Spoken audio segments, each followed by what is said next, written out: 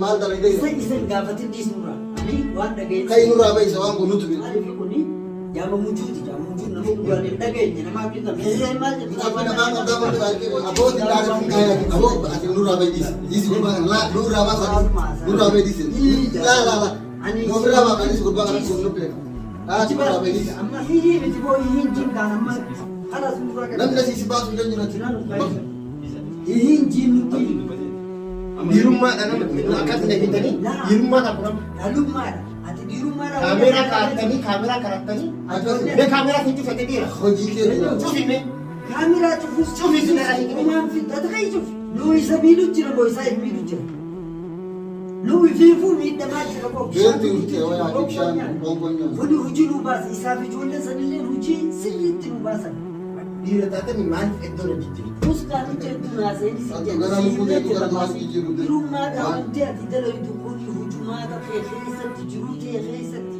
yeruma takka illee maali bakkummaan ati naasifan Oromoo si jedhe bishaan afaan Oromoo soo jaasaa maaltuutu sadarkaa kanaan si gee kasiinjuu si gaafate gaafii isaa deebisee eessaa yaadda tudduu yaadda amma bakka jirtu duraan turte san hin jirtu ani waan takka qofa si gaafachuu barbaada dhugaa ofirraa himtu himte ammaas si dabarsuun keenya iftuu beektee fi dhugaa nu mucaan kun maal siin jechaa ture ni beektaa yaadatta muciyyoo jalaanii haftamoon haftuu siin jechaa ture Ngolfita ammallee ngolfin amma dhiisime qabsa du'a hin tuttuqini ngolfini amma reeffa keetuun argama waan Oromoo sii galaatti sin baasu wanni sirraa geeffadhu miti bar na dhageeffadhu gurra atillee dhageeffadhu akka isa gootan harkeetiin akkana fiigaa dhufee maal nuun jettee miti kun hundi nuti hin goone ka isa godhe maali beektaa hojii isaatu isa godhee jechuudha namtichi kun mujirima tanaan duraas waan hin taane ingolfin ati dhiisi kaamba hojiin isaa waanuma dabaa qofa talaqa tufiidhaan ammaa qoqqoofan argitaan hojii isaa ansanirraa gaafa duraatis bas akkanumatti harkatti nu bada jennee ofirraa gadhiifnee jirra amma immoo ilmoo xiqqoo walii yeroo haddatee akkanaan si godhaa maal jechuu obboleessii yeroo natti himutti ani kubaa'uu qabu yeroon dhufe immoo duraan isa lubbuu baasuuf hin dhufee bakka tana beeku bakkatti qabni tana si beekuu miti dhageeffatu qabamtee jirtu waan godhuu qabdu jaraan loon ta'in harka namaa jirtu suuta waan godhamu qabu goona hin dubbatin jaalisa harka namaa jirtu waan ta'eef lubbuun si ba'uu dandeetti dhiis hin dubbatin ijji takka baddeer ta'an illee dabalamuu hin danda'u toonis ganaa si badde taasa ifgasa albayi ammas waan jiru agartaa gurbaa kana yaa sababa keetti mana gurbaa kana jenna ammas waan albuun jiru sichi albuu deemtaatu dhageeffata afaan Oromoon si hojjaasu jira wanti mucaan siin jees muciyyoo irraa dhaabbachuu qabdaadha anillee namaan tana lubbuu ta'e immoo yoo haala kanaatti deemtu wanni narraa eegimee hin dubbadha sirraa himee waan irraa eegee sitti jabeessinaa wanni bakka samii kaas fuudhee maali beektaa ay maali si galee maal jette Oromoon beektaa soogidda ofii jettu kaa mi'aa yookiin dhakaa taatee darban akkama sababni ta'e iddoo sirraa na jijjiirtu sababni iddoo sanirraa jijjiiree sababbiin iddoo sanirraa na bachisiiftee as na geessiteef maali siin jechuu barbaadetti haati numaaf jechuudha dhageeffasitti maa dhageeffasitti maa na dhageettaa garuu haasa'ii na dhageessaa dhageettaa yoo lubbuun jiraadhe yoo lubbuun du'e jiraattus jiraachuu baattus dhageeffasitti maa haasa'ii yoo siifi tamam lubbuu daldee ibidda barbaree aboon dhaalatiin ati dhaalatiin ammas amma isaa jecha hangana soo wajjin siyaasa sababa gurbaa kanaati amma jedhamtee jirta jedhaa jirta ani tokkichillee waan tokko si godhuu hin danda'u hin dubbatin haga gaafa baatutti hin dubbatin dhaadannoo ammas hin dhaalataa gurbaan kun akka nama wayyaa ammaatiin bituwaan hihii miti boo hihiin jinkaan amma namni siisi baasu hin jirati hihiin jiin nuti Dirummaa dha namni akkasuma hitanii dirummaa dha kunam. Dhalummaadha. Ati dirummaadha. Kaameraa karattanii mee kaameraa fiitti fayyadira. Hojii keessa. Cufime.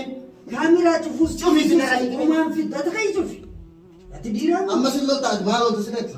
Maal olta Amma akka nama sitti naasiin sin jedhu. Boo. Wanta kan fiddan. War wanta akka fidu akka itti teessu. amma mana duraan daawwattoonni itti sibee Namatti baafnee si godhu jirtu. yoo naa jeeti namaan oolu nagar carraan kee du'a qofa Ammas. carraan ati qabu du'a qofa Carraan kee du'a qofa. du'a qofa du'a qofa Yoo rabbi jedhe. obboleettii xiyyeedha irra foota jaalala agartuuti Obboleettii tantee dhagisitti. Ijaan. Dhagisitti. Isii ijaan. Dhagisitti maa. Obboleettii teetiif sillee jechuudha.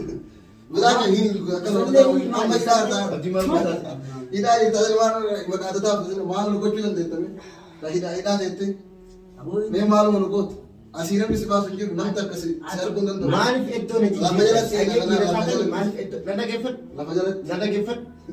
Dhiira taatanii maaliif iddoo na jijjiirta. Uskaan nuti hedduu naasanii si Attu jedhu. gara lubbuu teetu gara du'aas jijjiiru deemu Amma maal feetan lubbuu teetu kana bara Amma ganna dhiiftamu. Waan feenu. Ajee iddoo na jijjiirta. Ganna dhiisuu barbaaddeef moo. Maasi gadhiifna. waan duraan hojjetaa turtellee hin beektan waan duraan dalagaa turte mujirummaa duraan turtellee hin beektan Eessa duraa tiriisi. eh Ati amma. namni dhugaa beekaa si baasuu dhufee hin Yoo as beektan keessa jiraanne anaa fi ati maarreen sitti Akkas. rakkatii miti boo. Anaa waan hojjetaa turte hin beektan anaa mi abbaan jettu raatachaa turte bire Amma udoon bulee humjiisu tuan dhugaan sitti hima. Maal? amma si haa jedhe lala Oo sitti afaan isaa yoo beektu walii galii. Amma maal Nama biyya kana wajjin hedduu haasaan qabu. Maal feetan. Sammuun tun. Maal feetan. Boo waan feetu ati nu gaafatu. Yoo Jini anjini haasoo lubbuu teessu baasuu jedhu lubbuu teetu yoo anjini sammuu sitti hin ta'in. Annamaa miti. amma nuti dhaala taa'uu barbaadu Miti kasii oliitu natti hin ta'u. Ana jala saraarii beeku. Dhiirummaan iddoo maal isa jijjiirti fakkeenyaaf. Maal isa jijjiirti. Ati dhiirummaadhaan wanti ati dalaytu kuni hujumaata kee keessatti jiruu ta'e keessatti yeruma takka illee maali bakkummaan ati boo nanaasiisine aboo ani amma hara biroo na Waan oofa. godhuu dandeettu abdii. Waan godhatti hidhamtee jirta harka namaa. ammas yoo fedhe sirraa si godhe barka namta kusi dhagarratti asii si baafna amma lafa jala si nama booda lafa jala Suutu dubbannaa Hin duutu. Dhaamtee jirta waan dhaamtee jirta malee. Hin jiraatu dhima dararamta dilaa Lubbuu ta'e dhabuu danda'a taa'e. hin duutu illee Dubbatiin ni taa'e. hin jiraattu akkama si darara yeroo hundalaa akkama daramtu hojiinkatu kanaa si Meenni hojjaa haasa'u yeroo kata kenniif. Anu carraase kanneen walii galiin afaan oromoo ati eenyu fidee fi eenyu fidee dhaabite. nama baruu hin jiiqamina dhiisisi baruu barbaadaa sanda Waan fidees isumarraa baratan afaan oromoo hojjaasa wajjin haasa'e. Haasa tirfii sin haasa'e. Ifin kokkodinsa tu haadhaa bara. sababa keetu mana gurbaa kana jaballeessa Laa amma dhiisaa isinillee dheeyinaati. Hangana isa kabaju jirra si. nallaani wani Wanti karaa asii asirratti ilaalu jedhamu. Wanti na agarsiisu maal beektan? Ati jabaa akee. Waan beektan wanti na agarsiisu maal beektan? Du'a keetu na agarsiisa. Doyen. Ani Du'a keeti. mucayyoo sanillee dhabee Du'a keeti jedhama. labsee kan kee baasuu barbaada. isii amma booda ijaan amma booda ijaan Nafseenyu. nafseen kiyyamu kanallee akkasi Illee keessan Ati eenyu. eenyu taate eenyu taate amma sin dhaate ta'a Karaa dhiisaa karaa dhiisaa. Abdii. Walii galiin gaa. sababa gurbaa Jecha kana kanallee beektaa rabbiin karaa irratti walii wal agarre. Arteetiin miidhamu jirta. Miidhama kee kana agartee lammaffaa gadi dabaluu edda. Taa'ee harka namaa jirta hidhamtee jirta. Haga rabbi asii si baasutti akka nama hawweeti. Ati abdii waan godhuu qabdu. Waan jaalli sin jettu kanallee nagarta. Waan jaalli dhaabbatu irraa sin jedhe kana dhaabbadhu sin fayyadu. Wanni kun karaa badaa si geessaa jira. Biroo wanta kusitti immoo Oromoon maal jetti beektaa? Xiqqeen daa'imman rabbi ofti jette Oromoon. Tamam akkas taanaan ayyoo barbaachisaa ta'e wishtanni ni miti udaan. Aboon kadhatin maarabsin ammaas nama narrabsin. Nuti immaa namaaf jecha sibira beeti kosii jafa kana yaa Si gurbaa tolcha dummatti si tolcha anna beeti beektaa. kosii Dhageeffadhu beektaa yaa namoota maaliin si jabeeta. Sababuma rakkoo tanatti isa nagaatii sirraa barii akka nama tokkotti akka isaantu bee akkanumatti miidhe hin jenne namtichi kuni nama dhegelaa jechuun gurri isaa hin dhageenye. aboon kolfinatti yaaqii kolfin Nama akkasii natti fakkaata. Nama Yaa ta'e kolfa ammas itti himtuu siin dhaga'u kun amma gara qabrii galuu malee homaa isaa nafne. Ani amma si kabajuu fi itti dhiis. Waan inni haasa'u lamaan tajaajila. Amma kun namummaadhaan nuus namummaan akkanatti kana caalaa siin goone gosi dabalatu. Akkan na hidhanii Aboo ataatiin mun wajjin haasa'iin haasan wajjin. saaba hidhamtee beektaa maaliif Maaliif maaliif siidhanii gaafa maaliif hidhamtee gaafa Baay'ee dhabsee kan inni beektaa. ati amma harka namaa jirta jedhamtee jirta. Waan jarri irraa dhaabbattu sin jedha kana dhaabbachuu qabu.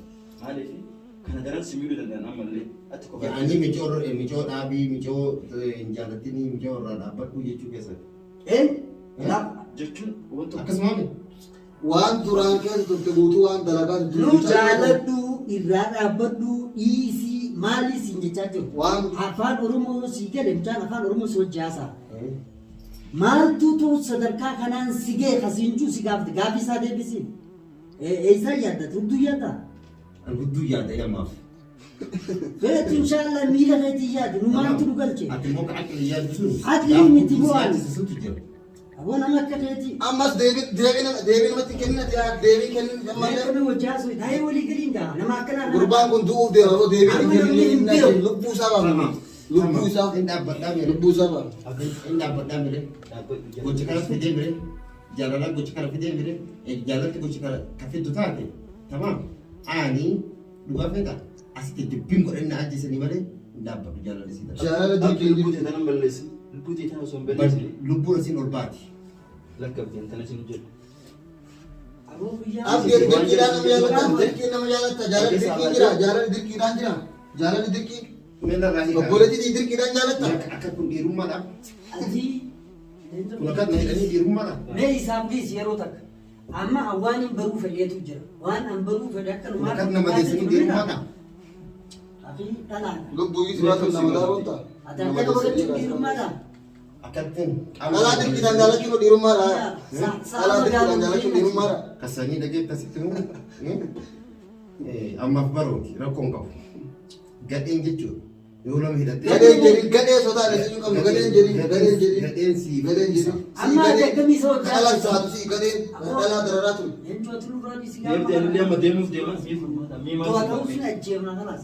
anallee gara na yaatta jirta hidhamaan kee kun hidhamtee jirta akka yaalaa jirta jara tana daanoo si miidhuu dandeettan malee. Jechuun yoo dhiisee minna gadheessanii. Eenyu? Ati waan kanarraa yoo dhaabbate jara si dhiisuu danda'an waan kanarraa yoo dhaabbachuu danda'an yookiin lubbuu dhiisuu balleessuu danda'an Biroo garuu danda'an. rageetta sitti himu. Yeroo dhafi malee wanti hunduu ni milkaa'a. Garuu amman tana acafartutu ni udaan. Aboo gubbaa afaan isaa dabatti godha afaan isaa dabatti godha. Afaan isaa dabatti godha. Garuu gochi garuu gochi isaa amman tana dalaganii kana jechuudha. Akka lubbuun baasutu waan ta'e dalga akka lubbuus waan ta'e. Duraan illee intala shaarmutitti masarat jedhan takka hojii tamam ji'a tokko na hiisise. Tamam. Aboo nama na. Kanammoo amman tana dura jalaa galee miti amman tana taphatti laas deebite.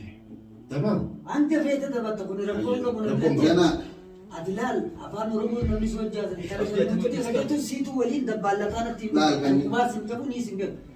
Leencoonni dhagee isaati immoo amma ani waan baruu naa qabduun sitti hima.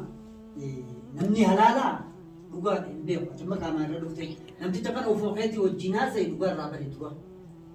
Eenyu rakkoo qabaa nuun rakkoo qaba moo isaan rakkoo qaba dhuguma isarraa bari mee taraa ta'e dhugaa isarraa bari. Amma namtitti inni juus ani hin beeku isaatu beeka. Marraa eegaa karayyee. Akkuma ammaan ati raayii kana afaan usii hinaati yaa ijaafee faan mara kana usii hina.